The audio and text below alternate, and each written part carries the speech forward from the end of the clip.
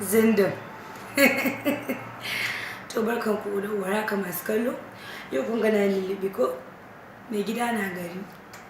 Shi yasa ne lullubi. Yau zan yi magana ne akan naji mutane ana ta comment, amma mata sun fi comment akan maganar da na yi akan maza da mata. Akan mata sun fi nuna sha'awarsu a fili, sun fi sha'awar maza. To mata ana ta comment suna basu yadda ba. Mata wai maza sun fi sha'awa. Ku yi haƙuri. Dalilin da ya sa na ce mata sun fi sha'awa, shi namiji baya iya ɓoye sha'awarsa ne, mu kuma muna iya ɓoye namu.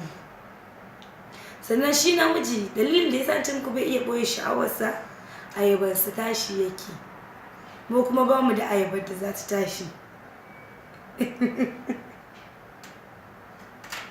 Zindam.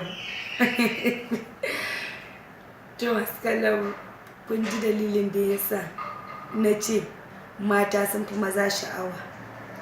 Amma in ma ba ku gamsu da wannan ba, za ku iya tuntuɓa ta, ku faɗa min ƙorafinku, duk ku faɗa ƙorafinku, masu rubuta masu faɗa su faɗa. Ni kuma na yi alƙawarin duk zan ba ku amshoshinku.